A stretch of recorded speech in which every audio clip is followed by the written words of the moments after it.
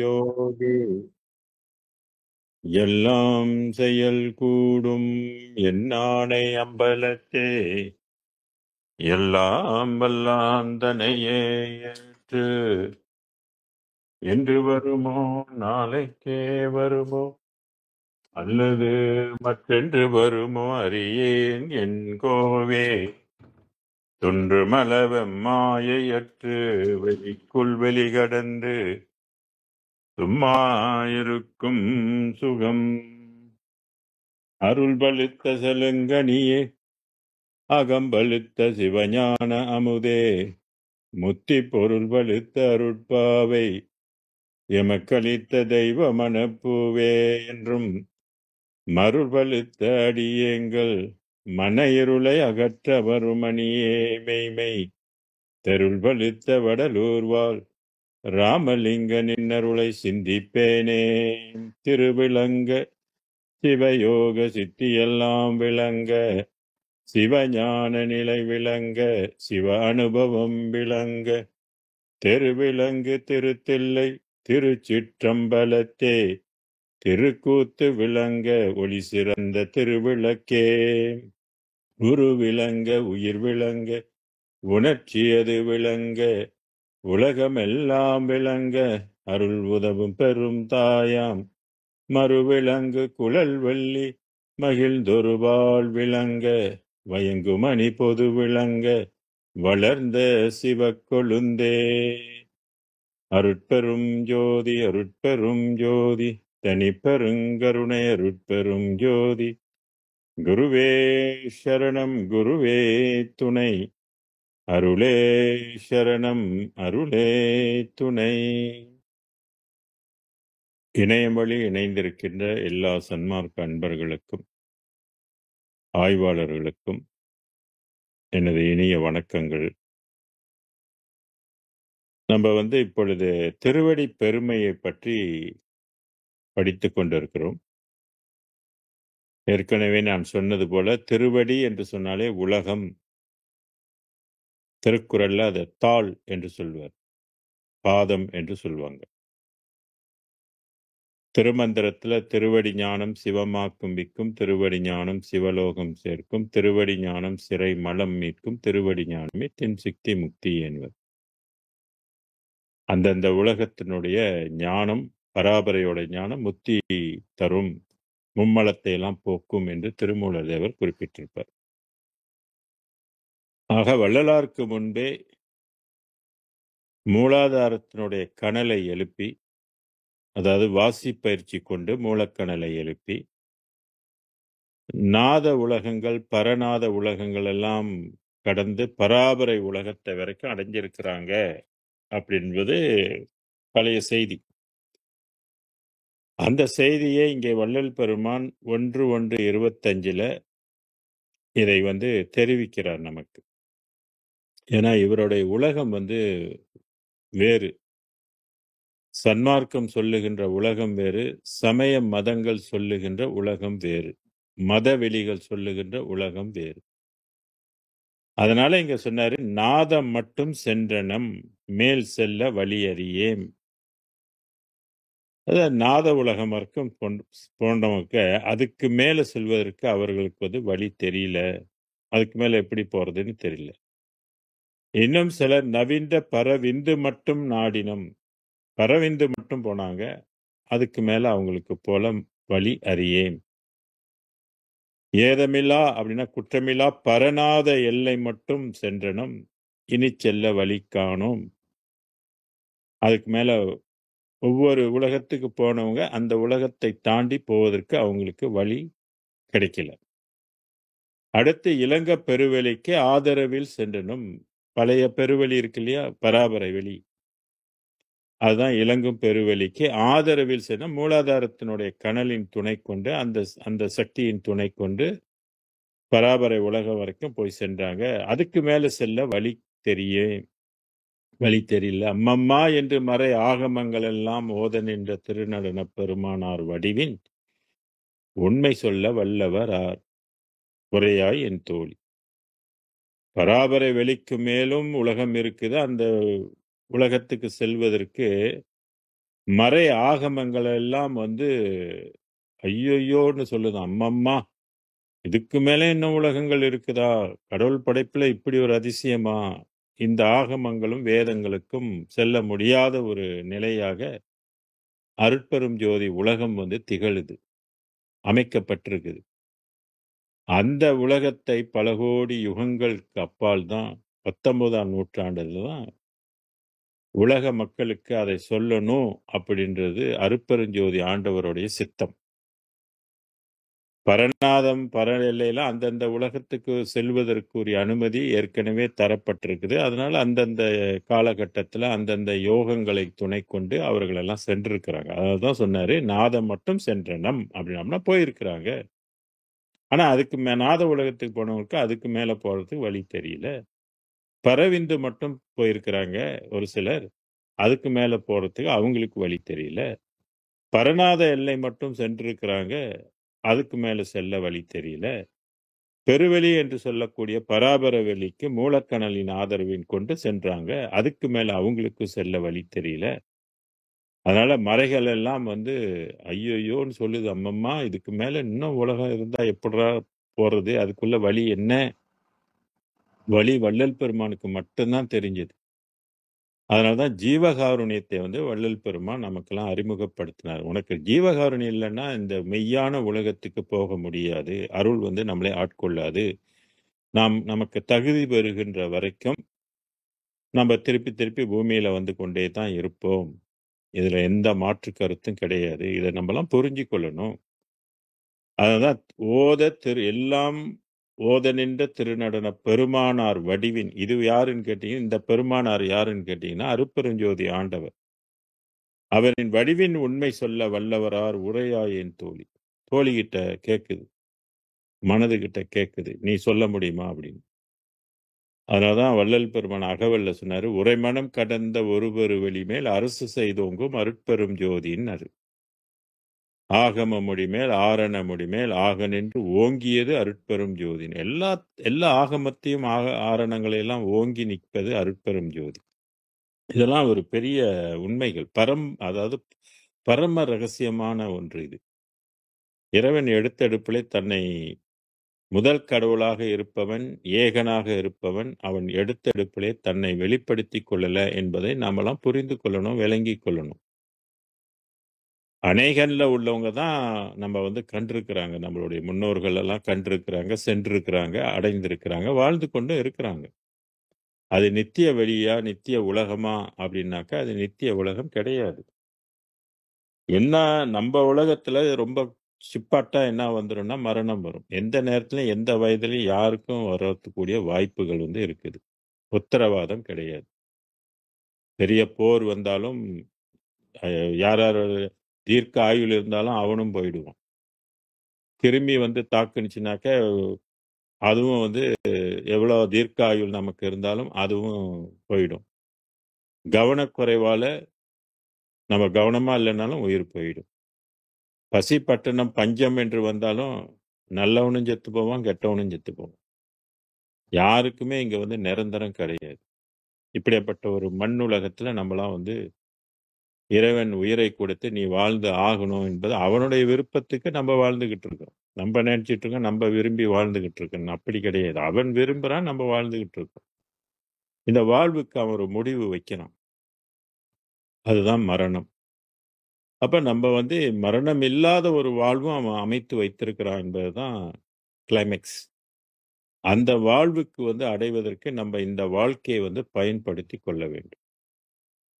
அதான் அருட்பெருஞ்சோதி ஆண்டவர் வந்து நமக்கு கடைசி நேரத்துல இந்த உண்மையை வந்து கொடுக்கிறார். எல்லா பொய்யையும் கொடுத்துவிட்டு கடைசி கட்டமாக மெய்யை வந்து கொடுக்கிறாரு. பாப்போம் இதுல இருந்து எவன் தப்பிச்சு வரான், பொய்யெல்லாம் எவன் தூக்கி போட்டு வரான், எவன் எல்லாம் பிடிச்சிக்கிட்டு அதிலே தொங்கிக்கிட்டு இருக்கிறான். அதான் குழின்னு சொன்னாரு. சமய குழியிலிருந்து என்னை எடுத்தானேன்னு சொன்னாரு. நானா சொன்னேன், அவர் தான் சொன்னாரு. சமய மதங்கள் எல்லாம் ஒரு குழின்னு. அந்த குழியிலே எவ்வளவு நாளைக்கு தான் விழுந்து கிடக்கிறது? எந்திரிக்க வேணாமா? அறிவு இல்லைன்னா எந்திரிக்கவே முடியாதுங்க. அந்த சமய பக்தியை விட்டு சாதாரணமா பிரிச்சு எடுக்க முடியும். நிறைய அறிவு வேணும், நிறைய தெளிவு வேணும், உய்யணுன்ற அந்த ஆசை இருக்கணும். அப்பதான் சன்மார்க்கத்தை வந்து இறுக பிடிக்க முடியும். வள்ளலார் பிடித்தார். இறுக பிடித்துக் கொண்டேன் இனி நான் விடுவனோ, உன்னை பிடித்த கையால் வேறு தொடுவனோன்னாரு. சன்மார்க்கிகள் அப்படி இருக்கிறாங்களான்னா இல்ல. சரி இல்லன்னா என்ன பண்ண முடியும்? எந்த அளவுக்கு பாடுபட்டாங்களோ அந்த அளவுக்கு பலன் உண்டு. அதுல எந்த மாற்றமும் இருக்காது. இதுதான் வந்து நிலைகளை பற்றி இந்த இடத்துல சொல்லியிருந்தாரு.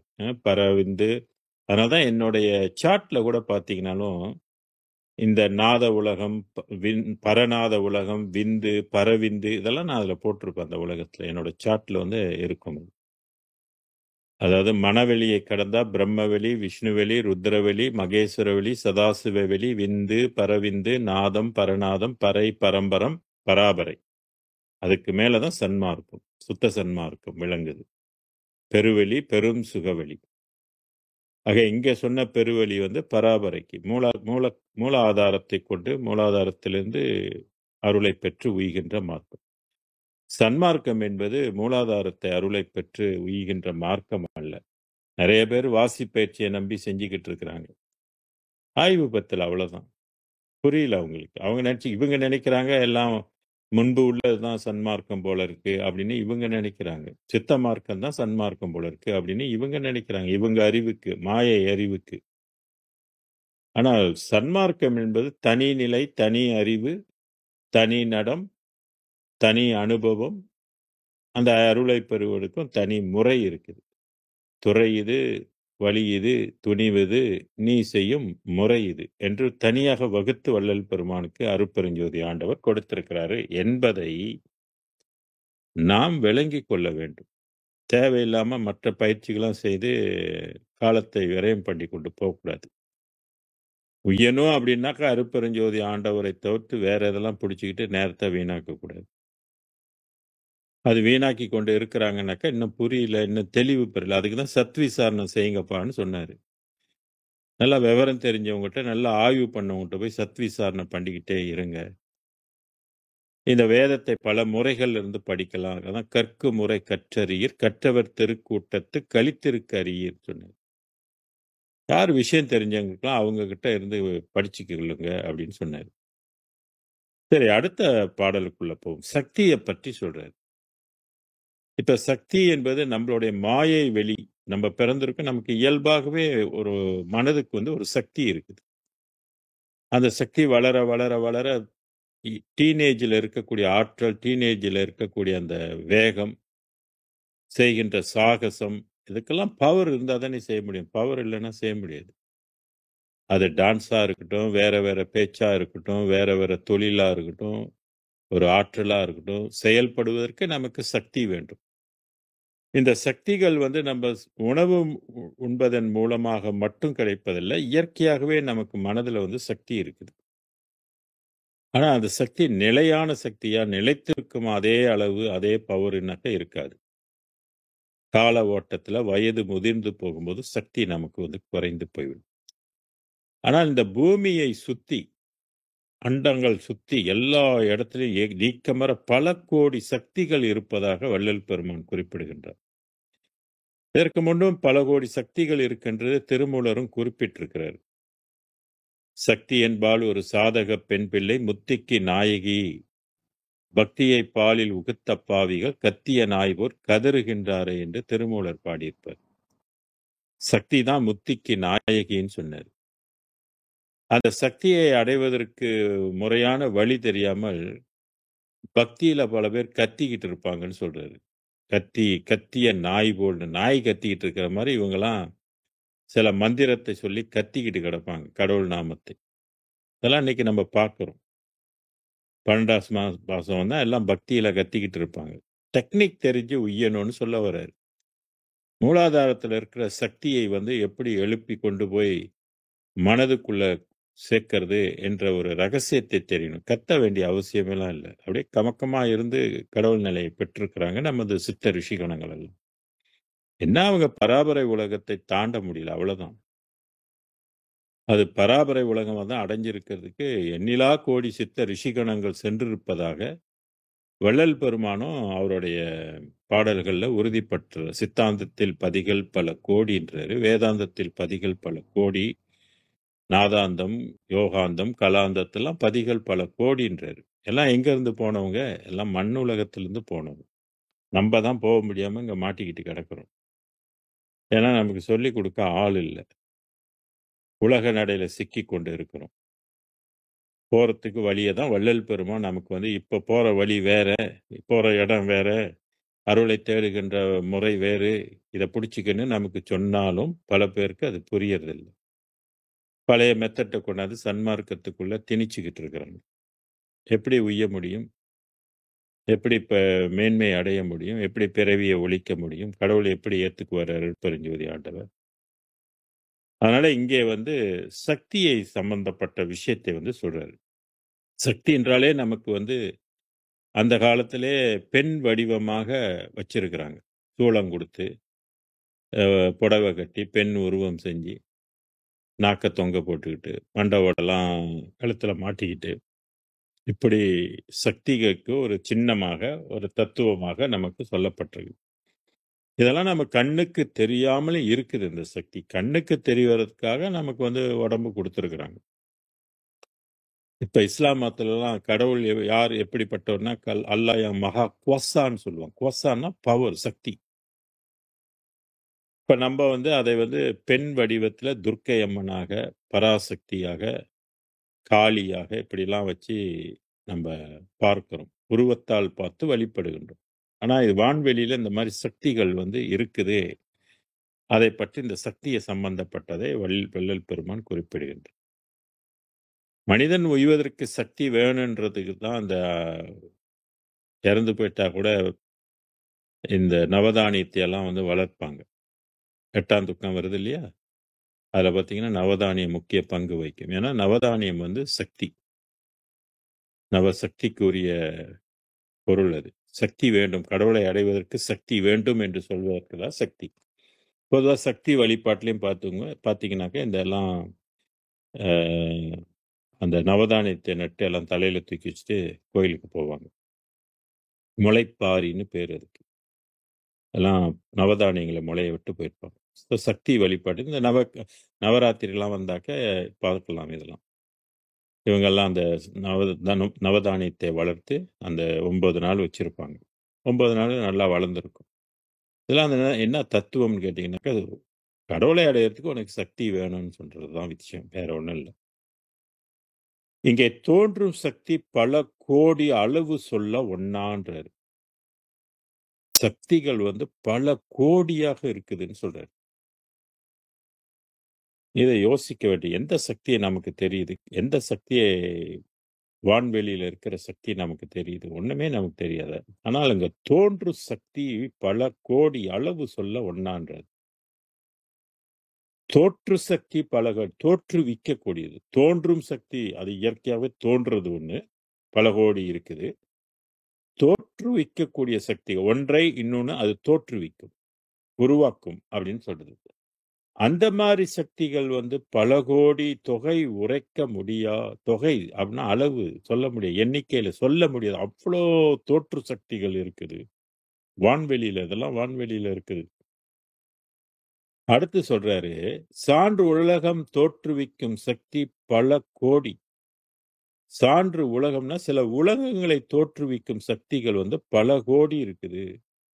ஏன்னா உலகங்கள் வந்து எண்ணிலா கோடி கணக்கான உலகங்கள் இருக்கு இல்லையா? சில உலகங்களுக்கு வள்ளலார் பெருமான் உரைநடை பகுதியில பார்த்தீங்கன்னாக்க, அ அந்த உரைநடை பகுதியில வந்து உலகங்களை பற்றிலாம் பெயர் குடுத்திருப்பார். கிட்ட 2300 உலகங்களுக்கு மேல அவர் சொல்லியிருப்பார். இந்த மாரி தோற்றுவிக்கக்கூடிய சக்திகள் வந்து பல கோடிகளாக இருக்கு. அந்த உலகத்தை தோற்றுவிக்கிறது. தன்னை விளம்பல் ஆகா அப்படின்னாரு. அதுவும் சொல்ல முடியாது. அவ்ளோ சக்திகள் வந்து இருக்குது அப்படின்னு சொல்றாரு. அந்த சக்திகளை கூட்டி இயன்ற வகை விடுக்கின்ற சக்தி பல கோடி. இப்ப தோற்றும் சக்தி சொன்னோம். தோன்றும் சக்தி பல கோடின்னு சொன்னோம். தோற்றும் சக்தி பல கோடி சொன்னோம்.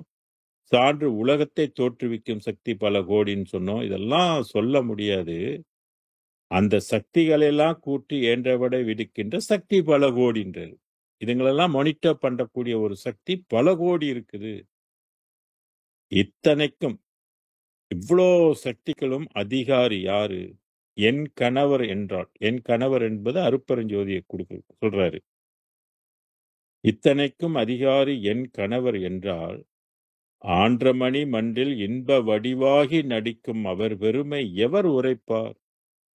அறியாய் என் தோழி. மனமே உனக்கு தெரியாது. தோழி, உனக்கு தெரியாது இந்த கடவுளோட படைப்பு, கடவுளோட சக்திய பற்றி உனக்கு தெரியாது. அவர் ஒரு சக்தி எத்தனை கோடிக்கணக்கான சக்திகளாக அது விரிந்து விரிந்து விரிந்து பல சக்தி, ஒரு சக்தி இன்னொரு சக்தியை வந்து இயக்கக்கூடிய தன்மையிலலாம் இருக்கு. இத்தனையும் சேர்த்து என் கணவர் இயக்குகின்றார்னாக்கா, அப்ப என் கணவர் எப்படிப்பட்டவரா இருப்பாரு? புரிஞ்சுக்க. கணவனே கண் கண்ட தெய்வம்னு சொல்றோம் இல்லையா? எந்த கணவனை சொல்றாங்கன்னு புரிஞ்சுக்கொள்ளணும். வீட்டுக்காரர் சொல்லல. இங்கே கணவர் என்ற சொல்லுக்கு படைத்தவனை குறிக்கக்கூடியதான் கணவன் அப்படின்று சொல்லுது. நம்ம கணவர் என்பது அது வேறு. இது பூலோக கணவர். இங்க இவர் சொல்றது வந்து பரலோகத்துல இருக்கிற கணவர். ஒளி வடிவமாக உள்ளவர். நம்ம வீட்டுக்காரெல்லாம் ஒளி வடிவமா இருக்க மாட்டாரு. கிலோ கணக்குல இருப்பார். ஏறி மிஷின்ல ஏறி நின்றா அது கிலோ காட்டும். 90 கிலோ, 100 கிலோ, 100 சொச்சம் கிலோன்னு காட்டும். இது கணவர் இவரை காட்டுமா? அந்த கிலோ காட்டுமானாக்கா இது தெரியாது. இது வெயிட்லெஸ். அப்படிப்பட்ட ஒரு கணவர் ஆற்றல் மிக்கவர், பொதுவாக உள்ளவர், எல்லா உயிர்களுக்கும் பொதுவாக இருக்கக்கூடியவருக்கு கணவர். அவர் மன்றில் இன்ப வடிவாகி அவர் எப்படி இருக்கிறார்னா ரொம்ப இன்ப வடிவமாக இருக்கிறார். இன்பம் கொண்டவராக இருப்பார். எப்போதும் இன்புற்ற நிலையிலே இருக்கக்கூடியவர். என்ன பண்றது? நம்மள படைச்சதுன்னா நம்மளாம் துன்ப நிலையில இருக்கிறோம். அவரு இன்ப நிலைகள்ல இருக்கிறார். படைத்தவன் இன்ப நிலையில இருக்கிறான். படைக்கப்பட்ட நம்மளாம் துன்ப நிலையில இருக்கிறோம். அதனாலதான் துன்பத்திலிருந்து நம்மளாம் இன்பத்தை தேடி போகணும். இன்பம் எங்கே என்று தேடு, அது எங்கிருந்த போதும் அதை நாடி ஓடுனாங்க. அது உண்மையான இன்பம் எதுன்னு கேட்டாக்க, சில பேர் தண்ணி அடிச்சுட்டு அதுல வர்றது இன்பம்னுவாங்க. சில பேர் செக்ஸ் இன்பத்தை இன்பம்னு கருதி கொண்டிருப்பாங்க. புலன் இன்பங்களை எல்லாம் இன்பம் கிடையாதுங்க. இந்த பூமியில எல்லாம் அந்த இன்பம் கிடையாது. 5 புலன்களுக்கு உட்பட்ட இன்பம் கிடையாது. அதான் எல்லா உயிர்களும் இன்புற்று வாழ்க அப்படின்னு வள்ளல் பெருமான் சொல்லுவார். திருமூலரும் நல்ல மனது கொண்டு சொல்லுவார். யான் பெற்ற இன்பம் பெருக இவ்வையகம்னு. இந்த உலகமெல்லாம் நான் பெற்ற இன்பத்தை அடையணும்னு. அது என்ன புலன் இன்பமா? கிடையாது. பராபர இன்பத்தை சொல்வாரு. இப்ப பராபர இன்பத்தையும் கடந்து ஒரு இன்பம் இருக்குது. அதை வள்ளல் பெருமான் மட்டும்தான் அனுபவிக்கிறார். அதை தான் வள்ளல் பெருமான் இங்க சொல்றாரு. எல்லா உயிர்களும் அவர் பெற்ற இன்பத்தை, அந்த பெருவெளி இன்பத்தை பெற்று வாழணும் அப்படின்னு சொல்றாரு. தான் எல்லா உயிரும் இன்புற்று வாழ்க. இன்ப வடிவாகி அவர் பெருமை எவர் உரைப்பார்? யார் சொல்ல முடியும்னு கேட்கிறாரு. பிரம்மா சொல்ல முடியுமா? விஷ்ணு சொல்ல முடியுமா? ருத்ரன் சொல்ல முடியுமா? மகேஸ்வரன் சொல்ல முடியுமா? மதத் தலைவர்கள் சொல்ல முடியுமா? யாரும் சொல்ல முடியாது. பராபரை உலகத்தில் உள்ள கோடிக்கணக்கான சிவபெருமானுக்கே சொல்ல முடியாது. நால்வர்களுக்கும் சொல்ல முடியாது. அதான் எவர் உரைப்பார் என்று சொல்றாரு. இப்ப கடவுள் பாருங்க இப்படி வந்து தன்னை மறைத்துக் கொண்டு பல கோடி யுகங்கள் கடந்து இந்த இன்ப உலகத்தை நமக்கு காட்டுறாரு. திரில் இருந்தா நீ வா, திரில் இல்லைன்னா இங்கே கடந்து சாகு, திருப்பி திருப்பி பிறந்து திருப்பி திருப்பி பாரு, உனக்கு என் உலகம் வேணுமா வேணாமான்னு நீ ஒரு முடிவு பண்ணிட்டாக்கா அப்புறம் அதுக்குரிய நெறிமுறைகள் எல்லாம் கடைபிடி. அதுக்குன்னு கண்டதெல்லாம் சாப்பிட்டுட்டு இருக்காத, என் அருள் கிடைக்காது. கண்ட தெய்வத்தெல்லாம் வணங்கி கொண்டு இருக்காத, இந்து மதத்தை விட்டு வெளியே வா, அதை கடந்து இருக்கின்ற தெய்வத்தை வணங்க தொடங்கு.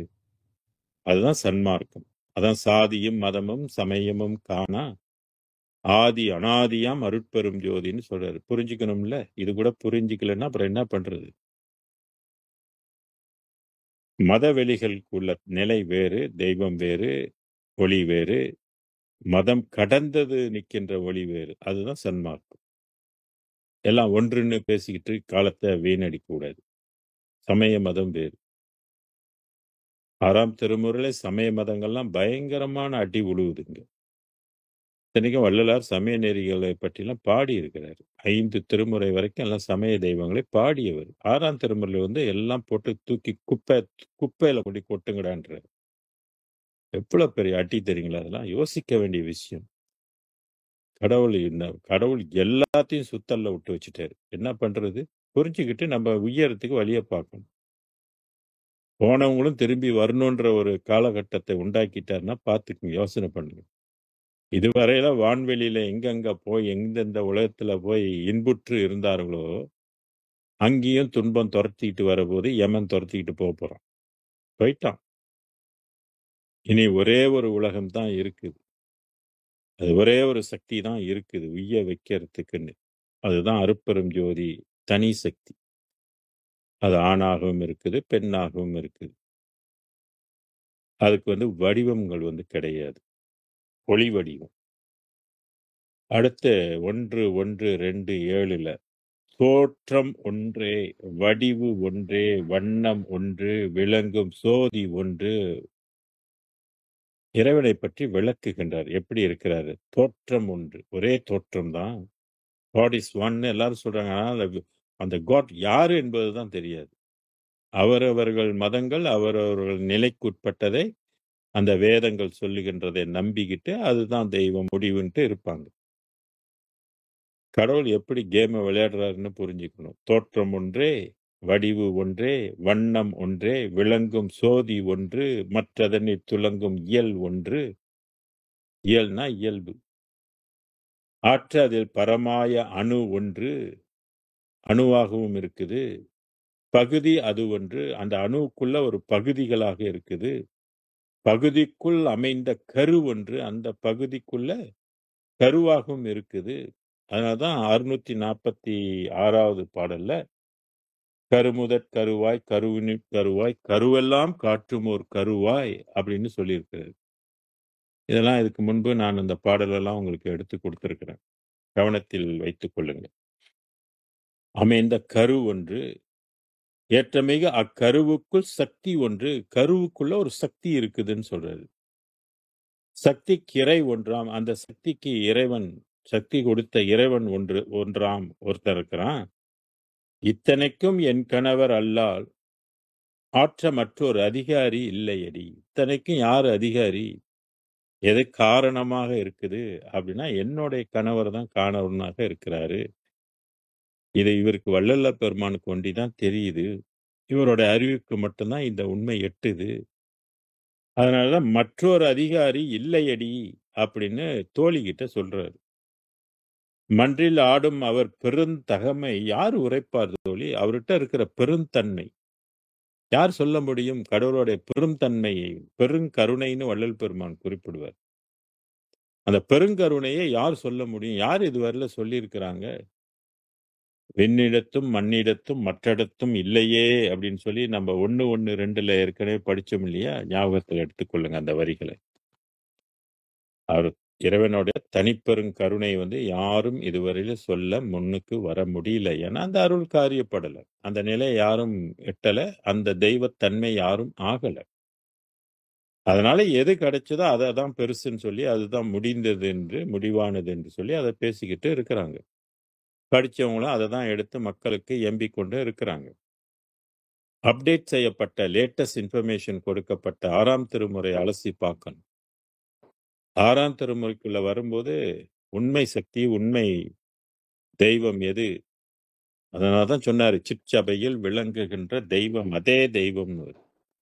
அந்த சிற்சபை பொற்சபை எந்த வெளிக்குட்பட்டது அப்படின்னா பெருவெளிக்கு உட்பட்டது. அதனாலதான் சிற்சபையும் பொற்சபையும் சொந்தமெனதாச்சு சித்தர்களும் முத்தர்களும் பேசுவதன் பேச்சுன்னு சொன்னார். ஆக பல கோடி சக்திகள் இருக்குது. அந்த சக்திக்குள்ள ஒரு கரு இருக்குது. அந்த கருவை அசைப்பது யாருன்னாக்க என் கணவர். அந்த சக்தி அந்த கருவுக்குள்ள இறைவன் இருக்கிறான். அதான் வள்ளல் பெருமான் உயிருள் யாம். உயிர் என்பதே ஒரு கரு பிடிக்கக்கூடியதானே. கரு பிடிச்சிருக்குன்னு அப்படின்னா உயிராற்றல் வந்துருச்சுன்னு தானே அர்த்தம். அந்த கருவுக்குள்ள இறைவன் வந்து கலந்து கலவாமல் இருக்கிறார். அவர் தான் எல்லாத்துக்கும் அதிகாரின்னு சொல்றாரு. இத்தனைக்கும் அதிகாரி வேற அதிகாரி இல்லைன்னு, என்னுடைய கணவர் தான் அதிகாரின்னு சொல்றாரு. அடுத்து 1:2:8 ஒருமை பெறு தோற்றம் ஒன்று, தத்துவம் பல்வேறு. ஒருமை பெறு தோற்றம், அதாவது ஒருமையாக இருக்கின்றது, ஒன்றா இருக்கின்ற ஒன்று ஒரு தோற்றம். அதான் ஒருமை பெறு தோற்றம். ஒரு தோற்றம் ஒரு தன்மையாக இருக்கக்கூடியது. ஆனால் அது தத்துவம் பல்வேறு, பல தத்துவங்களாக அது வந்து விளங்குது, விரிந்திருக்குது அப்படின்னு சொல்றாரு. ஒன்றுதான், ஆனா அது பல வேறாக தத்துவம் வேறு வேறாக இருக்குது. ஒன்றினியல் ஒன்றினேட்டு உற்றில. இப்படி ஒன்றினுடைய இயல்பு இன்னொரு இதுக்கு இல்ல, இன்னொரு வெளிக்கு இல்ல, அல்லது வெளிக்கு இல்ல அப்படின்னு சொல்றாரு. ஒவ்வொரு வெளிக்கும் தனித்தனி தன்மைகள், தனித்தனி குணங்கள், தனித்தனி ஆற்றல்கள் இருக்குது. அப்ப கோடிக்கணக்கான சக்தி இருக்குனாக்க, கோடிக்கணக்கான இயல்புகள் இருக்கும். சக்தி இப்ப நம்ம வந்து சக்தின்னு சொன்னாலே, சக்தியில பல கோடி சக்தி இருக்குனாக்க, எல்லாம் ஒரே இயல்பான்னு கேட்டீங்கன்னா, இயல்பு இல்ல. படைப்பு, அதான் படைப்பினுடைய இதெல்லாம் புரிஞ்சுக்கணும் நாம. ஒன்றின் இயல் ஒன்றிடத்தே உற்றிலனாக இல்ல அப்படின்னு சொல்றாரு. ரொம்ப வேணாங்க. ஒரு குடும்பத்துல 8 புள்ளைங்கள முன் காலத்துலலாம் 8 புள்ளைங்க, 10 புள்ளைங்க, 12 புள்ளைங்க பெத்திருப்பாங்க. ஒண்ணும் ஒவ்வொரு விதமா தானே இருக்குது. எல்லாம் ஒரே மாரியா இருக்கிறாங்க? ஒரே மாரி குணநலம் இருக்குதா? மனநிலை இருக்குதா? ஒவ்வொரு ஆளும் வித்தியாசப்படும். 4 பிள்ளைங்க இருந்தாலே 4 கோணங்கள்ல தான் இருக்குது. 2 இருந்தாலும் 2ம் வேறுபட்டு தான் இருக்குது. இப்படி கடவுள் படைத்த உலகங்களும், அவருடைய சக்திகளும் எல்லாமே ஒரே மாரி இல்ல. எல்லாம் பல மாரி இருக்குதுன்னாரு. ஆனா நம்ம சன்மார்க்கில சில பேர் எல்லாம் ஒன்றுன்னு பேசிக்கிட்டு உளறிக்கிட்டு இருப்பாங்க. இந்த வரிகளெல்லாம் அவங்க படிக்கணும். ஒன்றின் இயல்பு ஒன்றிடத்தில் உற்றிலன்றாரு. அப்ப இடத்துக்கு இடம் வந்து நிலைகள் மாறும்போது, கடவுளுடைய தன்மை, குணங்கள் எல்லாமே மாறும். இங்கிவற்ற இருமையினும் மும்மை முதல் எழுமையும் கூட்டி இலங்கிய சிற்சக்தி நடு இரண்டொன்றெண்ணாத பெருமை பெற்று விளங்க, அதின் நடு அருள் நின்று இளங்க, பெரிய அருள் நடு நின்று துரிய நடம் புரியும் அருமை எவர் கண்டுகொள்வார்? அவர் பெருமை அவரே அறியாரே. இப்படி ஒன்று வந்து 2ஆகும். முதல்ல ஒருமை சொன்னாரு. இங்க இருமைனாரு. ஒன்றானவன், இரண்டானவன், மூன்றானவன், நான்கானவன், ஐந்தானவன், ஆறானவன், ஏழானவன், எட்டாயிரம், 9ஆனவன், 10ஆனவன் அப்படியே விரிந்து விரிந்து போய்கிட்டு இருக்குது. அதான் இங்கு இவற்றை இருமையினும் மும்மை முதல் எழுமையினும் கூட்டி இப்படி இயங்கிய சிற்சபை நடு இரண்டொன்றெண்ணாத, இப்படி 2ம் 1ம் எண்ணாத ஒருமை ஒன்றாக இருக்கின்ற பெருமை பெற்று விளங்கும் அதின் நடு நின்று இளங்க பெரிய அருள் நடு நின்று துரிய நடம் புரியும். இப்படி எல்லா வெளிகளுக்கும் அவன் நடுவுல இருந்து ஒரு பெரிய அருள்னு சொல்றாரு. பெரிய அருள்னாலே பெரிய கருணை கொண்டு நடு நின்று துரிய நடம் புரியும். துரிய நடம், துரியத்தில் ஊன்றி துலங்கிய பாதம் சொல்வார். லெவல்ஸ் இருக்கு இல்லையா? ஒவ்வொரு வெளிகளுக்கும் சாக்கரம், சொப்பனம், சுழித்தி, துரியம், பேத்தா, அல்பா, தீத்தா, டெல்டான்ற நிலைகள் இருக்கு. அதுல நடுநின்று துரிய நடம் புரியும். துரிய நடம் வேறு, துரியாதீத நடம் வேறு. அடுத்து வந்து சொப்பன நடம் வேறு, சாக்கரம் நடம் வேறு. இப்படி பல நடனங்களாகவும் அவன் பிரிந்து இயங்குகின்றான். அருமை துரிய நடம் புரியும் அருமை எவர் அவர் கொண்டு அந்த நடம் தான் சித்துரு நடம் என்று சொல்வாரு. பொது நடம், திரு நடம், அருள் நடம். இப்படி தனி நடம் தலைப்புகளே வந்து நிறைய நடங்களை பற்றி சொல்லியிருப்பாரு. அதுல வந்து அதனுடைய அருமை, அதனுடைய சிறப்பு, அதனுடைய தன்மை. சில பாடல்கள்ல வந்து அந்த சிற்சபை நடனம் தெரிந்து துதித்திடுமேன்னு சொல்லி. இந்த நடம் என்ன செய்யும் நான் பல தடவை சொல்லியிருக்கிறேன். அன்னத்திலான இந்த உடம்பை வந்து அப்படியே ஒளிமயமாக ஆக்கக்கூடிய ஒரு நடம் அது. அந்த நடம் நமக்கு இயங்கினால்தான் சுத்த உடம்பு ஞான உடம்பு, பிரணவ தேகம் இதெல்லாம் நமக்கு வந்து கிடைக்கும். நடம் காரியப்படாமல் நம்ம இந்த பூத உடம்புல இருந்து கடைசி நேரத்துல நொந்து நூலா போயிடும். செத்து போயிடுவோம். இருக்க மாட்டோம். உடம்பு செத்து போயிடும். ஏன்னா இப்ப மட்டும் என்ன உடம்பு வாழ்ந்துகிட்டு இருக்கிறதாக ஒரு மயக்கத்துல நம்ம நினைச்சுக்கிட்டு இருக்கோம். எல்லா செல்ஸும் தினமும் செத்துக்கிட்டு தான் இருக்கு. அதனாலதான் செத்தவராங்கு சிரித்தாங்கு இழித்திரள் அத்தகை காட்டி அருட்பெருஞ்சோதின்னு. நாம் செத்துக்கொண்டு இருக்கிறோம் என்பது முத்திரை குத்தப்பட்ட ஒன்று. 2000 ஆண்டுகளுக்கு முன்பே குத்தப்பட்டுருச்சு திருக்குறள்ல. எப்படி குத்தப்பட்டிருக்கு? ஒத்தது அறிவான் உயிர் வாழ்வான் மற்றையான் செத்தாருள் வைக்கப்படும் திருவள்ளுவர். இது திருக்குறள். ஒத்தது அறிவான் உயிர் வாழ்வான் மற்றையான் செத்தாருள் வைக்கப்படும். நம்மளால செத்தவன் கணக்குல வச்சுட்டாங்க. இனி பொழைச்சி போறதுக்கு வழி தேடிக்கிட்டு நம்ம உருப்படணும். அதுபோல இங்க வந்து அந்த நடம் நமக்கு காரியப்படை. இப்ப நடம் வந்து அசுத்த நடம். இதுவும் நான் பல முறை சொல்றேன். அசுத்த நடத்தினுடைய இயல்பு என்னன்னு கேட்டீங்கன்னா, பசியை கொடுக்கும். பசிக்கு உணவு சாப்பிடுவோம். உணவு வந்து ரசமாகும், இரத்தமாகும், மாமிசமாகும், கொழுப்பாகும், எலும்பாகும், எலும்புச்சோறாகும். 7-8 வயசுக்கு மேல சுக்கிலமாக மாறும்.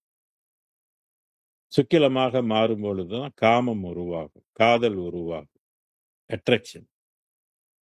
அதுக்கு முதலெல்லாம் அது வராது, அது உற்பத்தி ஆகாது. இங்கதான் ஜீவசக்தி உற்பத்தி ஆகுது, விந்து அணுக்கள்னு சொல்லுது. அதுல இருக்கிற ஒளியை வசப்படுத்துற டெக்னிக் தெரிஞ்சவங்க தான் நம்மளுடைய சித்தர்கள். வள்ளலார் இல்ல, சித்தர்கள். வள்ளலார் அது அந்த வழியில போனவர் இல்ல, அந்த மார்க்கத்தை கடைபிடித்தவர் அல்ல. இவருக்கு தனி மார்க்கம், உயிர் கருணை என்ற மார்க்கம். கருணையில நீ ஒரு அருளை பெறலாம் என்றுதான் வள்ளல் பெருமானுக்கு இறைவன் வந்து காட்டி கொடுத்தது. போய் சொல்லி இதை உலகத்துக்கெல்லாம் போய் சொல்லுப்பான்னு அனுப்பி விட்டார். சன்மார்க்கத்தை போய் விளக்கு என்று சொன்னாரு. எல்லாம் சன்மார்க்கம்னா புரியாம இருக்கிறானுங்க, எல்லாம் ஒன்றுன்னு பேசிட்டு இருப்பானுங்க, நீ போய் விளக்கு அப்படின்னு வள்ளல் பெருமானுக்கு அருட்பெருஞ்சோதியை அனுப்பி வைத்தார். போய் சொல்லு, அகம் கருத்து இருக்குன்னு போய் சொல்லு உலகத்துக்கெல்லாம் அப்படின்னு சொல்லு. புறமோ வெளுத்து போச்சுன்னு போய் சொல்லு அப்படின்னாரு. அதுதான் வள்ளலார் வந்து சொன்னார் இங்க. ஆக அவர் வெறுமை எவர் கண்டுகொள்வார்? அருமை தெரியணும், அருமை தெரியணும். சன்மார்க்கத்தினுடைய அருமை, அருட்பெருஞ்சோதியினுடைய அருமை, அதனுடைய நடத்தின் அருமை, நிலையின் அருமை, அதனுடைய இன்பத்தின் சிறப்பு, அறிவின் சிறப்பு, இதெல்லாம் தெரியணும்னு சொல்றாரு. அவரே அறியாரே என்னடி நீ அறைந்த வண்ணம் தோழி, உனக்கு என்ன தெரியும்னு சொல்லுது. நீ சொல்றியே உனக்கு என்ன தெரியும்? தோழி கிட்ட கேட்குது. உனக்கு ஒன்றும் தெரியாது, நீ ஒரு மாயை, நீ ஒரு இருள் வெளி, உனக்கு இதெல்லாம் தெரியாது. உன்னை கடந்து எவ்வளோ வெளிகள், ஒளி உலகங்கள்லாம் இருக்குது. ஆனா நீ அதெல்லாம் தெரிஞ்சுக்கிறதுக்கு முடியலையே. நீ வந்து இந்த பூலோகத்துக்கு மட்டும்தான் உன்னோட ஆட்டம், உன் ஆட்டத்துக்கு மேல்பட்ட பல ஆட்டம்லாம் இருக்குது அப்படின்னு சொல்றாரு.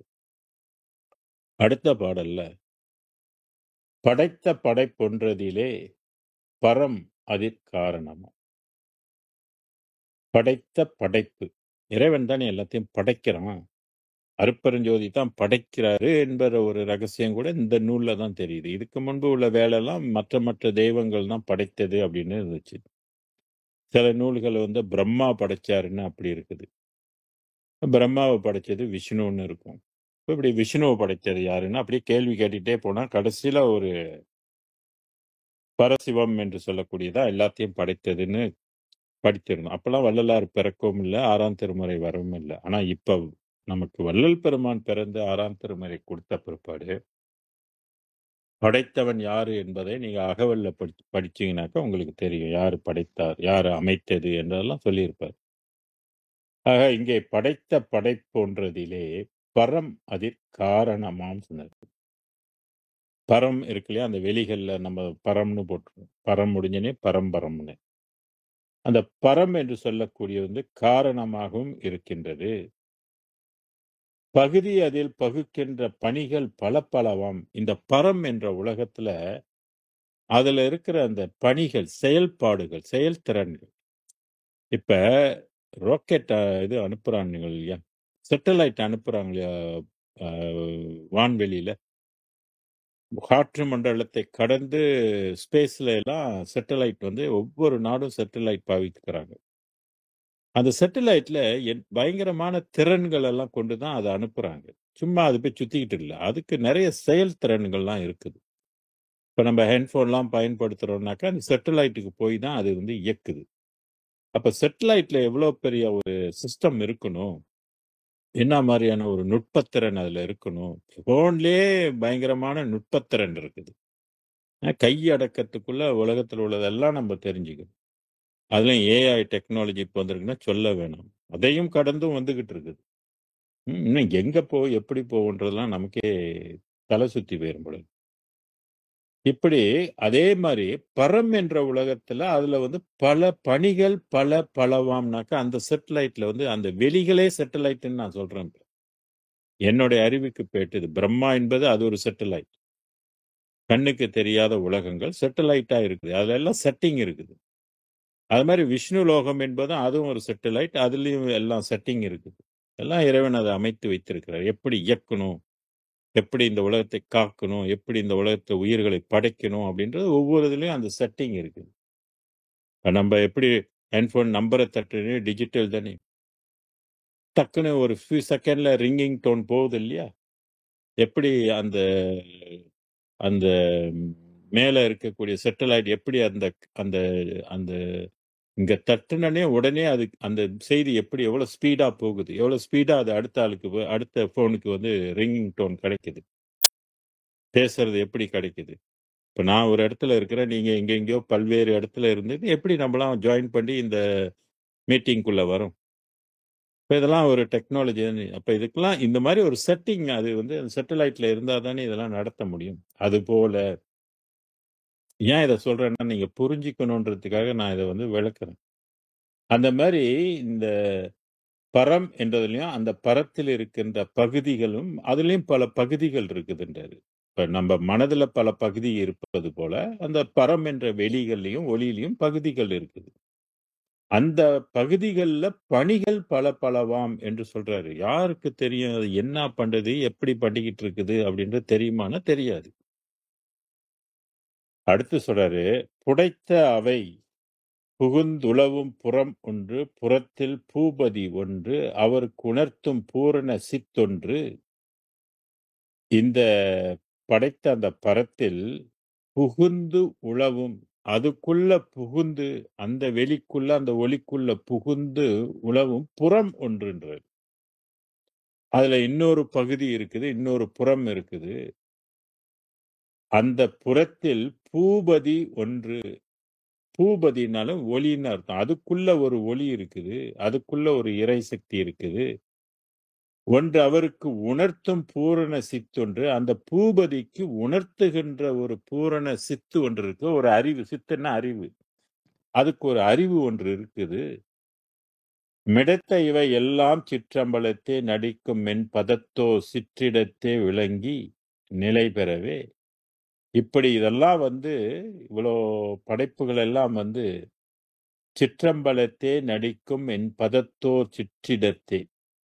அந்த இருக்கிற அம்பலத்துல ஒரு சின்ன பதம் தான் இவங்கெல்லாம் கொண்டு விளங்கி நிலை பெற்று இயங்கிக் கொண்டு இருக்கிறாங்க. அடைத்து மற்றிங்குவைக்கெல்லாம் அப்புறத்தே நிற்பார் அவர் ஒருமை எவர் அறிவார் அறியாய் நீ தோழி. இப்படி பல வெளிகளை எல்லாம் படைத்து இந்த வெளிகளுக்கெல்லாம் பல நடனங்கள் எல்லாம் வைத்து அதையெல்லாம் கடந்து நிற்கின்ற அருட்பெரும் ஜோதியின் அப்புறத்தே என்றார். இதெல்லாம் கடந்து நிற்கின்ற அருட்பெருஞ்சோதியுடைய பெருமை எவர் அறிவார்? யார் சொல்ல முடியும்? 12 அறிவு இல்லாமல் இதெல்லாம் தெரியுமாங்க? 10 அறிவு உள்ளவங்களுக்கு சித்தர்களுக்கு தெரியாது. அப்ப நம்ம 6 அறிவு உள்ள வச்சுக்கிட்டு இருக்கிறோம். எப்படி இதெல்லாம் தெரியும்? ஏதோ வள்ளல் பெருமான் இந்த மாரி சொன்னதுனால நமக்கு தெரியுது. இப்படிலாம் படைக்கப்பட்டிருக்குதா? இப்படிலாம் இருக்குதா? அப்படின்றது ரொம்ப வியப்பாக இருக்கின்றது. இதுதான் உலகத்தை பற்றி தெரிஞ்சு கொள்ளக்கூடிய ஒரு இதெல்லாம் எல்லாமே சேட்டலைட் சிஸ்டம் இது. எப்படி மனிதர்களுக்கு இறைவன் அந்த அருளை கொடுத்து சேட்டலைட் கண்டுபிடிச்சு அவன் எப்படி இதை வந்து இயக்கி கொண்டிருக்கிறான். அது மாதிரி அவன் உலகத்தையும் அவனுக்கு அதுக்கும் சேட்டலைட்டை வைத்து அவன் இந்த உலகத்தை அண்ட சராசரங்களையும் இயக்கி கொண்டு எல்லாத்துக்கும் அப்பால் இவன் தனித்து நின்று எல்லாத்தையும் இயக்கி கொண்டு இருக்கிறான். அந்த பெருமை எவர் அறிவார்ன்னு கேட்கிறாரு. இறைவனுடைய பெருமை. ஒவ்வொரு பாடலையும் பார்த்தீங்கன்னாக்க, அவர் பெருமை, அவர் பெருமை, அவர் பெருமை, பெருமை, பெருமை. இறைவன் வந்து பெருமைக்குரியவர். நம்மலாம் ரொம்ப சிறுமைக்குரியவர்கள். இதெல்லாம் புரிஞ்சாக்க கொட்டம் அடங்கிரும். ஆனா தெரியாதனால அவன் அவன் ஆடுறது. எல்லாம் அவர்தான் ராஜா, அவர்தான் மந்திரி அப்படின்னு ஆடுறது. எல்லாமே அருட்பெருஞ்சோதி ஆண்டவர் தான் ஆட்டிக்கொண்டு இருக்கிறார். எல்லாத்தையும் இயக்கிக் கொண்டு இருக்கிறார். 9 கோடி தலைவர்களைக் கொண்டு அவர் இந்த அண்ட சராசரங்களை எல்லாம் இயக்குறார்.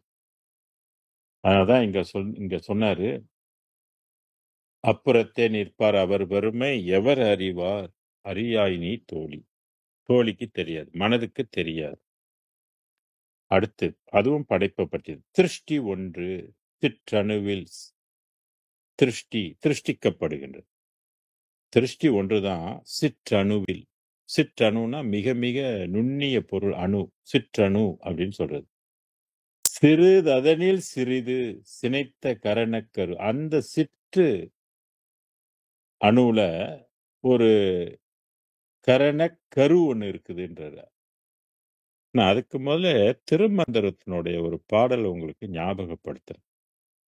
அதாவது பராபரை உலகம் எவ்வளோ நுண்ணியது, எவ்வளோ சிறுசு அப்படின்றத திருமூலர் தேவர் 2 வகையில வந்து விளக்கியிருக்கிறார். ஒன்று அறிவியல் உலகத்துக்கு, இன்னொன்னு பாமர மக்களுக்கு விளக்கியிருக்கிறார்.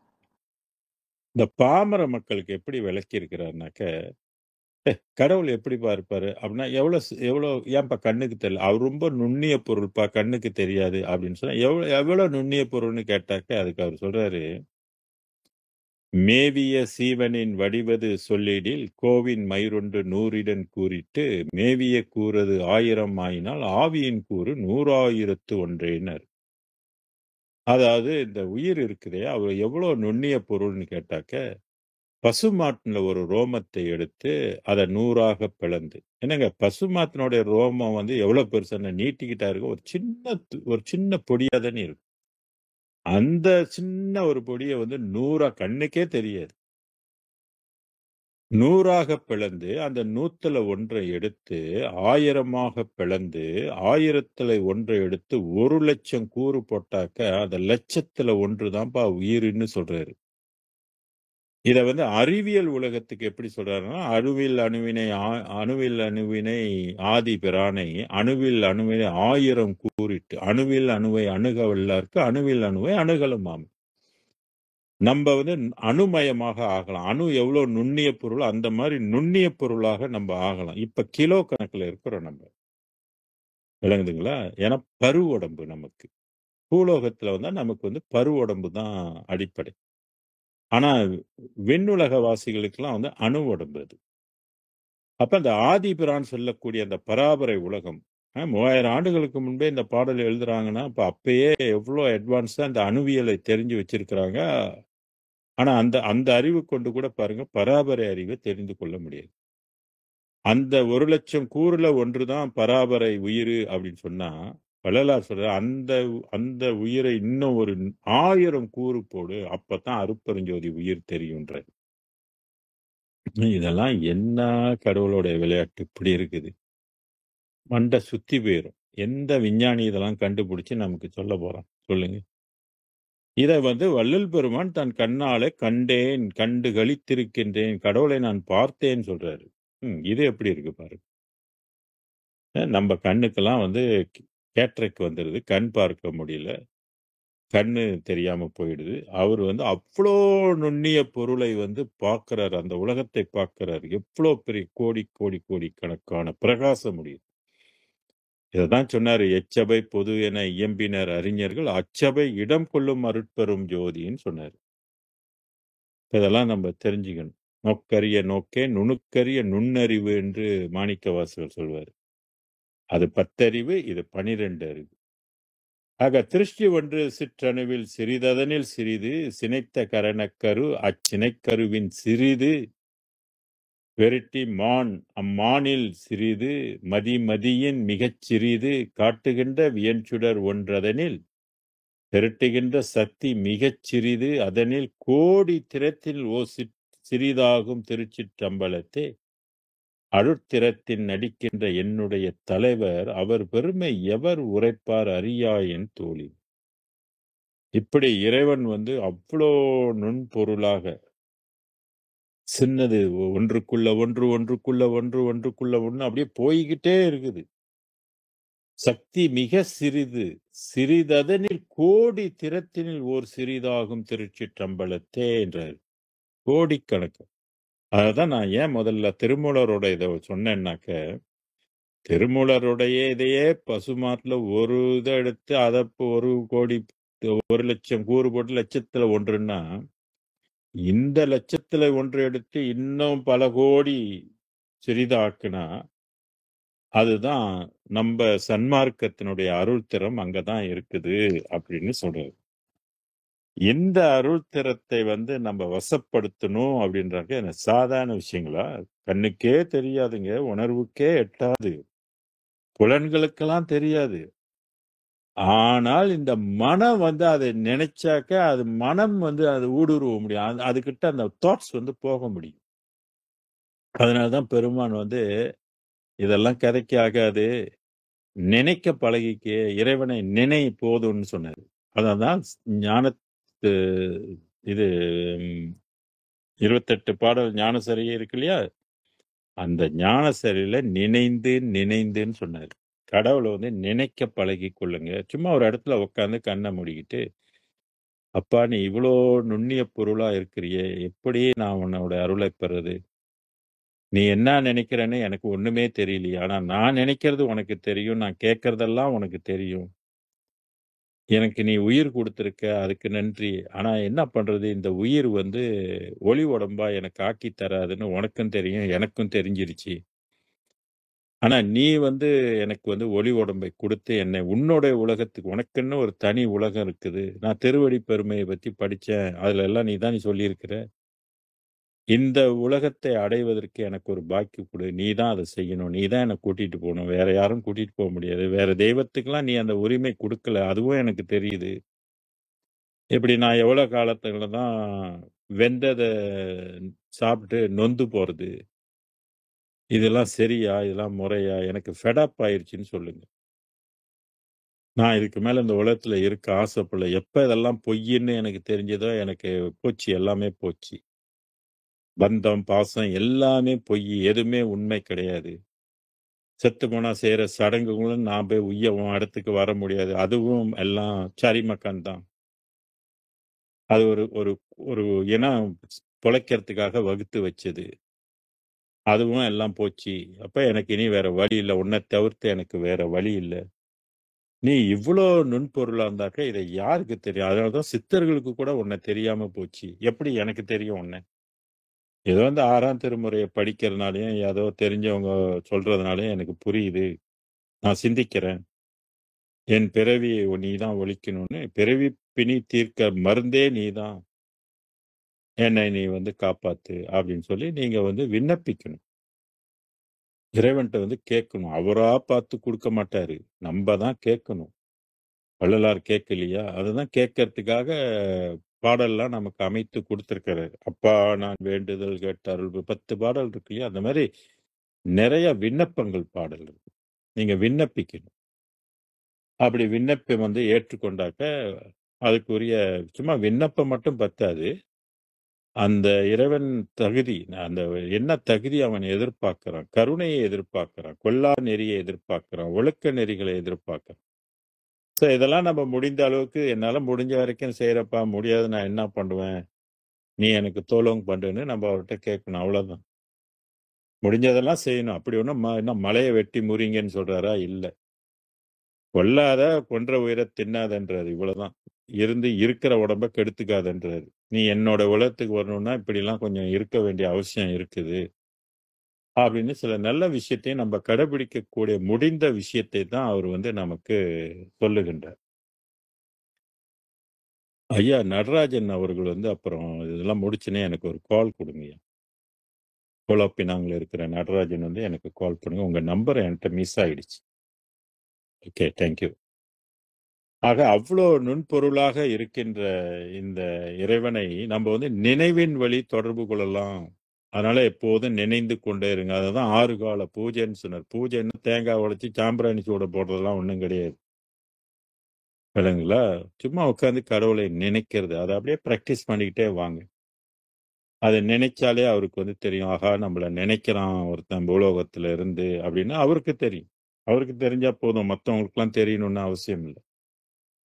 இதுக்கெல்லாம் மணி அடிக்க வேணாம், ஊதுபத்தி வேணாம், தேங்காய் வேணாம், ஒரு கத்திரிக்காயும் வேணாம். நைவேத்தியம்லாம் ஒண்ணுமே வேணாம். ஜஸ்ட் நினைங்க. இஸ்லாம் மதத்துலலாம் கடவுள வந்து எப்படி கும்பிடுறாங்கன்னு கத்துக்குங்க. அவங்களுக்கெல்லாம் பொழப்புக்காக அந்த வழிபாடு வைக்கல. உய்யணும்னுக்காக வச்சிருக்கிறாங்க. அதுல உள்ள ஒரு சில டெக்னிக்கெல்லாம் நம்ம வந்து கடைப்பிடிக்கலாம். அது. ஏன்னா நமக்குள்ள நம்மதுலயும் இருக்குது. ஆனா நம்ம வந்து அத நமக்கு கத்துக் குடுக்கல. கோயில்கள் எல்லாம் புறத்துல காட்டி, காட்டி புற வழிபாடுகள தான் காட்டிட்டு அர்ச்சனை என்ற பேர்ல ஓடிக்கிட்டு இருக்குதே ஒழிய, கொஞ்சம் கடவுள உட்கார்ந்து நினைக்கணும்ன்றது ஒரு பயிற்சிகள் வந்து குடுக்கறது இல்ல. இதெல்லாம் தனிப்பட்ட முறையில குருமார்கள்ட்ட போய் நீங்க கத்துக்குங்க. அததான் நினைக்க கத்துக்கொண்டாரு. நினைவை பற்றிலாம் வள்ளல் பெருமான் நமக்கு சொல்லியிருக்கிறார். இறைவனுடைய பெருமையை நம்ம வந்து தெரியணுமா, அவன் உலகத்து வாசியாக நம்ம ஆனாதான், அந்த உலகத்து பொருளாக நம்ம ஆனாதான், அவனை பற்றி நம்ம தெரிஞ்சுக்க முடியும். அந்த இன்பத்தை நாம் அனுபவிக்க முடியும். அந்த அறிவு நமக்கு காரியப்படும். அப்படி போயிட்டோமாக்க நமக்கு இங்க வேலையே கிடையாது. இங்க திருப்பி திருப்பி இங்க வந்து பந்த பாசத்துல வாழணுன்ற அவசியம் கிடையாது. யாருமே இங்க நிலைச்சு இருக்கவும் முடியாது. எல்லாமே மாண்டு போகக்கூடிய ஒரு இது. மாமிச உடம்பு தானே. காமத்தால் வந்த உடம்பு தானே. யோகத்தால் வந்த உடம்பு இல்லையே. அப்ப செத்து தானே போகும். எத்தனை தடவை சாகிறது. அததான் நம்ம யோசிக்கணும். அதனால தான் இத விரும்பணும். இந்த மாரி ஒரு நிலை இருக்கு. இந்த மாரி ஒரு வாழ்வு இருக்கு. அததான் வள்ளலார் சொன்னாரு. "வையகத்தீர் வானகத்தீர் மற்றகத்தினுமது வாழ்க்கையெல்லாம் வாழ்க்கையென மதித்து மயங்காதீன்றார்." என்னங்க கோடீஸ்வரனும் செத்து போறான். சாதாரண ஒரு பணம் இல்லாதவனும் செத்து போறான். 2 பேரும் செத்து தான் போறான். 2 பேரும் எங்க போறான்? மண்ணுக்கு தான் போறான். யாரு விண்ணுக்கு போறா? விண்ணுக்கு யாரும் போறதில்ல. பணம் இருந்தாலும் போ முடியறதில்ல. பணம் இல்லாட்டியும் போ முடியல. அதனால தான் கருணை இருந்தால் நமக்கு வாய்ப்பு உண்டு. அதனால தான் கருணையே கடவுள் வழிபாடுன்னு சொன்னாரு. யாருக்கு? அறிவு விளங்கிய ஜீவர்களுக்கெல்லாம் சொன்னாரு. அப்ப அறிவு விளங்கணும் இல்லையா? அறிவு விளங்கணும்னா என்ன செய்யணும்? நூல படிக்கணும். சில பேர் சோறே போட்டுக்கிட்டு இருக்கிறான். அறிவு வந்து கொள்முதல் பண்ண மாட்டேன்றாங்க. நினைக்க மாட்டேன்றாங்க. சோறு போட்டா போதும்னு நினைக்கிறாங்க. அப்புறம் எதுக்கு வேதம் குடுத்திருக்கிறாரு? படிச்சு தெரிய வேண்டியதெல்லாம் தெரிஞ்சுக்க. அப்பதான் இறைவனுடைய பெருமை தெரியும். நம்ம வந்து நினைக்கணும். அவனை வந்து நினைப்பதே ஒரு பெரிய தவம். எண்ணிய எனதுள் எண்ணமே இசைந்த பேரின்பமே என்பார் வள்ளல் பெருமான். அப்ப எண்ணங்கள் ரொம்ப ரொம்ப முக்கியமா இருக்குது.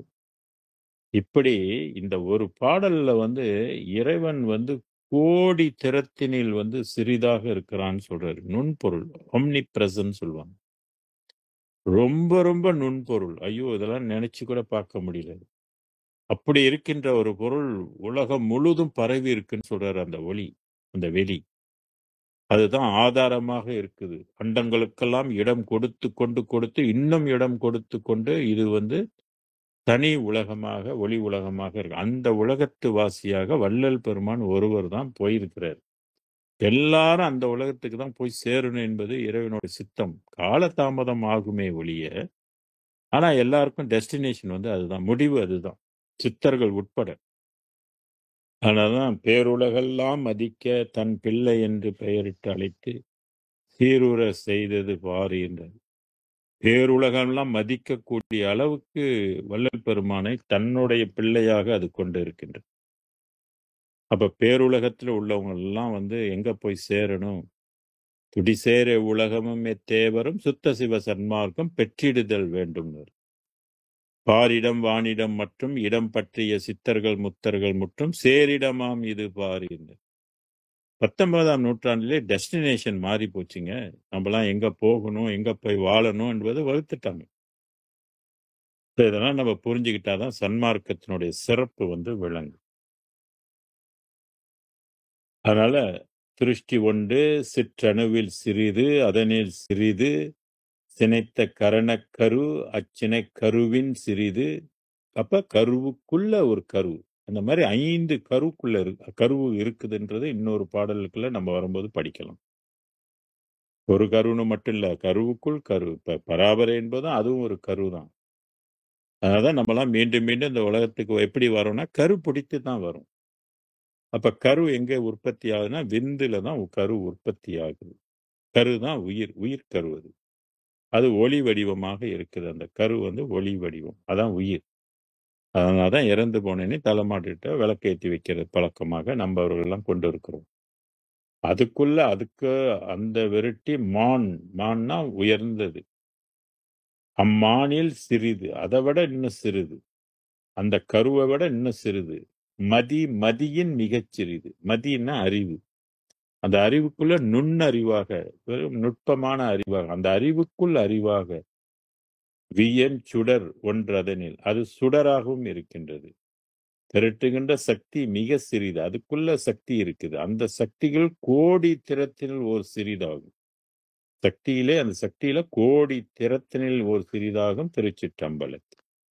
இந்த பெருவெளியில நடிக்கின்ற என்னுடைய தலைவர் அப்படின்னு சொன்னார். இப்படி இந்த அருட்பெரும் ஜோதி ஆண்டவர் இவ்வளோ ஒரு நுண்பொருளாக இருந்து அண்ட சராசரங்களை எல்லாம் நடத்தி கொண்டு தன்னை யாருக்கும் காட்டாம நமக்கு தான் காட்டல விடுங்க.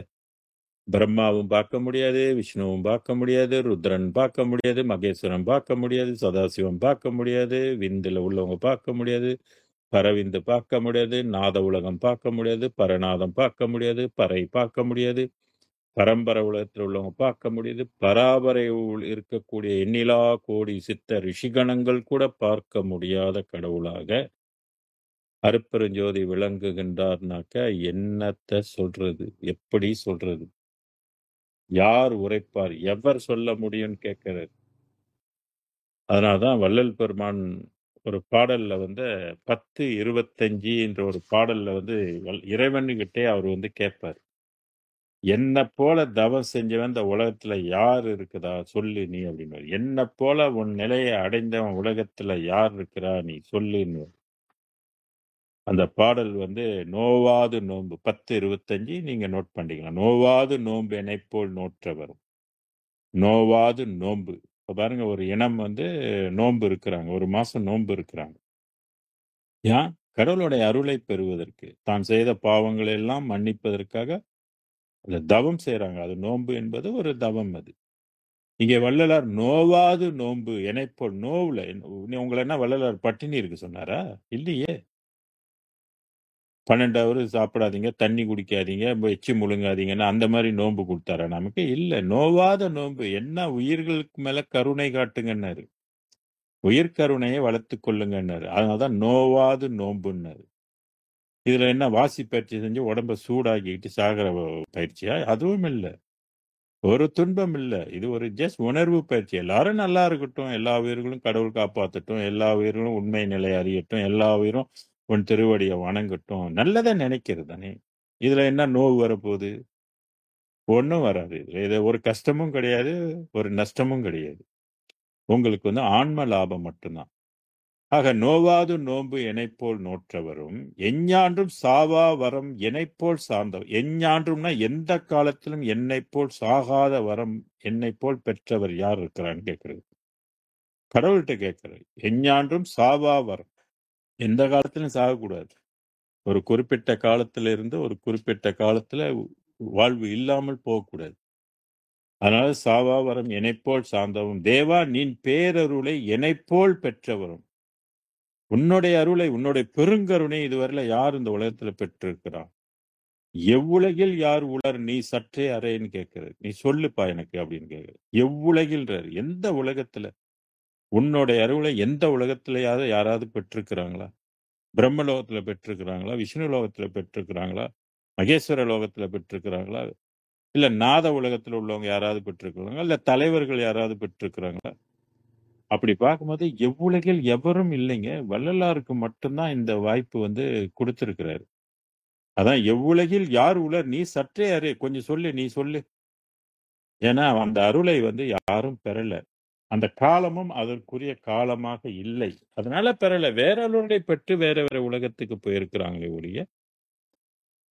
அந்த பாடலுக்கு ஒரே கேள்விதான். அதுதான் இறைவன் வந்து அகவல்ல ஒரு வரி இருக்கும் பாருங்க. ஆதியும் அந்தமும் அறிந்தனை நீயே ஆதி என்று அருளிய அருட்பெரும் ஜோதி. இந்த சிற்ஜோதி இயல் உரு ஆதி அந்தம் என்றருளிய அருட்பெரும் ஜோதி. சில பாடல்கள்லாம் இருக்குது, இன்னும் நிறைய பாடல்கள் இருக்கு. உனக்கு மட்டும்தான்ப்பா நான் இதை கொடுத்துருக்கிறேன், அருள்க அப்படின்னு சொல்லியிருக்காரு. நீ ஆட்சி செய் இந்த உலகத்தை அப்படின்னு கொடுத்துருக்கிற. ஆக இதெல்லாம் உணர்ந்து தெரிந்து கொண்டு நம்ம என்ன பண்ணணும் அப்படின்னா, அருட்பெரும் ஜோதியை மறவாமல் நினைக்க கற்றுக்கொள்ளுங்க. என்றால் பொருள் இருக்கிறவங்க பசித்த உயிர்களுக்கு பசி பிணியை போக்குங்க. பசி ஆற்றுவித்து புண்ணியத்தை சேர்த்துக் கொள்ளுங்க. பேசக்கூடியவங்க பேசி மற்றவங்களை சன்மார்க்கத்துக்கு அழைப்பு கொடுங்க. அவங்கள சன்மார்க்கத்தினுடைய சிறப்பை எல்லாம் சொல்லி அவங்களுக்கு பக்தியை ஊட்டுங்க. அதுவும் பெரும் புண்ணியம். இப்படி ஒண்ணுமே எனக்கு சரியில்லைனாக்கா பேசாம உட்காந்து மன சுத்தியோடு நல்ல மற்றவங்களுக்காக பிரார்த்தனை செய்து கொள்ளுங்க. அதை கூட இறைவன் ஏற்றுக்கொள்கின்றார். ஸோ அதனால எனக்கு வசதி இல்லை, அது இல்லை, நான் தர்மம் பண்ண முடியாது, அதெல்லாம் நீங்க குறை சொல்லவே முடியாது. இறைவன் ரொம்ப லகுவாக ஆக்கி கொடுத்துருக்காரு. பட்டினியெல்லாம் கடைங்கன்னு சொல்லவே இல்லை, சாப்பிட்டுக்குங்க. ஆனா மற்ற உயிரை கொன்று சாப்பிடாதீங்க, அது எனக்கு பிடிக்காதுன்றது. அந்த மாதிரி எல்லாம் என் உலகத்துக்கு நான் கொண்டு வர வேண்டிய அவசியமே கிடையாது. பூலோகத்தில் கடந்து அவன் செஞ்ச இன்பத் துன்பத்தை அவன் அனுபவிச்சுட்டு சாகட்டும். எப்ப நீ வாழணும்னு நினைக்கிற அப்ப நீ என்னை தேடு, அப்ப அந்த ஒழுக்கங்களை கடைப்பிடி, அப்ப உணவை மாத்து. நான் எப்போதும் இருப்பேன், ஆனா நீ இருக்க மாட்டேன். நீ திருப்பி திருப்பி இந்த பூமியில வந்துகிட்டே இருப்ப, புத்தி வர வரைக்கும். ஆக நமக்கு புத்தி வரணும், போதும் பிறப்பு என்ற ஒரு நிறைவு வரணும். பொய் உலக வாழ்க்கை போதும், வெந்ததை சாப்பிட்டு நொந்து போற காலம் போதும், இனிமேல நம்ம அமுதம் உண்டு மரணமில்லாத பெருவாழ்வுக்கு நம்ம போகணும். அதுக்குத்தான் கடவுள் நம்மளை படைச்சிருக்கிறான்னு தெளிவு நமக்கு இருக்கணும். அதை விட்டுட்டு பிள்ளை குட்டி பந்தம் பாசத்துல இதுல சுத்திக்கிட்டு கிடந்தோமாக்கா சரி நீ போயிட்டு அடுத்த ரவுண்டு வாடுவாரு. ஸோ இதுதான் படைப்பின் ரகசியம் என்பதை நாம் தெரிந்து அடுத்த வாரத்துல நம்ம 1-1-3-1 மிக அருமையான தலைப்புகள் உள்ள பாடல். அது நான் சாட்டு போட்டதற்கு அந்த பாடல் தான் முக்கியமாக இருந்தது. அடுத்த வாரத்துல நம்ம பேசி தெரிந்து கொள்ள இருக்கின்றோம். அதுவரை உங்களுக்கெல்லாம் நன்றி கூறி அருட்பெருஞ்சோதி ஆண்டவருடைய அருளாசி எல்லாம் பெற்று இன்ப துன்பமற்று மரணமில்லா பெருவாழ்வு வாழ வேண்டும் என்ற அருட்பெருஞ்சோதி ஆண்டவரை எல்லாரையும் காப்பாற்றணும்னு சொல்லி வேண்டி நிறைவு செய்கின்றேன். நன்றி, வணக்கம், வாழ்க. அருட்பெரும் ஜோதி அருட்பெரும் ஜோதி தனிப்பெரும் கருணை அருட்பெரும் ஜோதி கொல்லா நெறியே உலகமெல்லாம் ஓங்குக எல்லா உயிர்களும் இன்புற்று வாழ்க வள்ளல் மலரடி வாழ்க வாழ்க. சர்க்குருநாதா சர்க்குருநாதா சன்மார்க்க சங்கம் தலைக்க அருள்தாதா பிரகாச வல்லலா திவ்ய திருவடிகளே சரணம். அருட்பெரும் ஜோதி அருட்பெரும் ஜோதி தனி பெருங்கருணை அருட்பெரும் ஜோதி குருவே சரணம் குருவே துணை அருளே சரணம் அருளே துணை. நன்றி, வணக்கம், வாழ்க. நன்றிங்க ஐயா. மிக்க நன்றி. நன்றிங்க ஐயா. நன்றிங்க ஐயா. நன்றிங்க ஐயா. நன்றிங்க சாமி.